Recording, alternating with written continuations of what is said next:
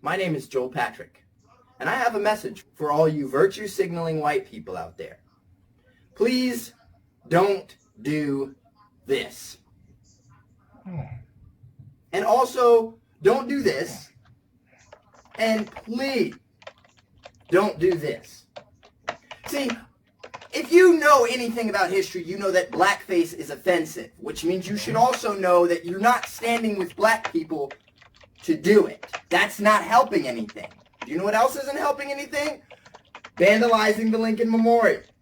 That's not helping. And it's not helping anything to apologize to black people. If you never owned a slave and I was never a slave, none of us need to apologize for anything. That's ridiculous. Please tell me exactly why you think that's helping. It's just not. So don't do that. And if you think defacing the Lincoln Memorial is helping, because, you know, Lincoln, the guy who freed the slaves, that's somehow fighting white supremacy and whatever it else is that you guys are pretending like you're fighting, you're not helping. And for all of you who think it's helpful to set the black power fist as your profile picture, this is what it stands for. Right here. Yeah, black nationalism, aka black supremacy. If white supremacy is evil, which we all agree that it is, black supremacy is also evil. Why? Because any form of racial supremacy is evil. You say, well, black people can't be racist. Oh, really? So let me educate you. There were these two groups of people called the Hutus and the Tutsis, and guess what they were? They were both black. And one group killed the other group to the tune of 800,000. Why? Because one group believed they were superior in race to the other group, where if you looked at them side by side, you'd be like, they're both black people. Racism is not unique to white people. Now that we've gone over a few things that aren't helping, let's go over some things that are. Take a look. Why are you guys removing Black Lives Matter's graffiti?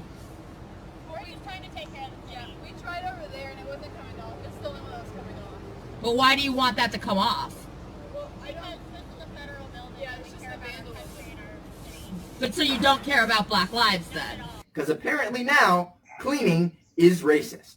That's not at all what we're saying. That's what this... We certainly do care about black lives. Not enough to leave up a message. We don't disagree with the message, ma'am. It's just on the building. We're just trying to clean it. Right. Not a great way to use your white privilege, ladies. Not a great. That's disgusting.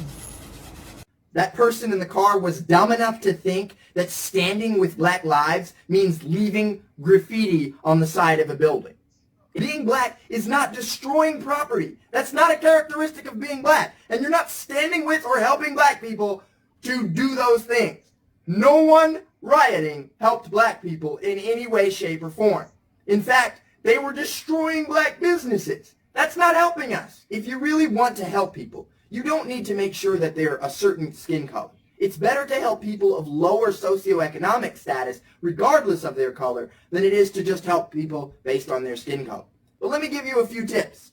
First of all, stop lying to people and telling them they need to go to college, like college is the end all. We're oversaturating the market with degrees. Those people aren't going to be able to find jobs. We're teaching our young people to get astronomical amounts of student loan debt instead of teaching them to go to trade school where they can graduate with little to no student debt and get paid right away. You say, well, Joel, I don't know if I could make the same money without my college degree. Interesting you should say that. I happen to know at least a dozen black and Mexican young people that are working in the trades right now in tree removal, plumbing, HVAC, welding, carpentry, and they're all making over $50,000 a year, and none of them have student loans.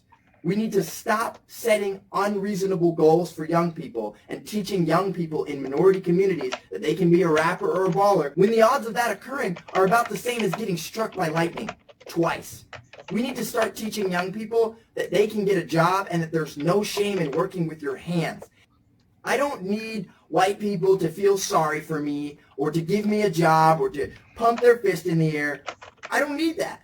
If you want to help people of color in general or people of a lower socioeconomic status, you could start by setting up trade schools in minority neighborhoods, because this is how you bridge the gap. It's not about apologizing or pumping your fist in the air and saying, I see you, you're black, your voice matters. None of that helps. Because the situation we're in is because of Lyndon B. Johnson and his program where he said, if I can get these N-words on welfare, I'll have them vote Democrat for the next 200 years. And he did that. The way that we reverse this is getting us off welfare. We're not going to change until we learn to be dependent on ourselves. You give a man a fish, and he'll eat for a day. You teach a man to fish, and he'll eat for a lifetime. So stop teaching people to hate and teach people to fish. I'm Joel Patrick, and I hope you have a wonderful day.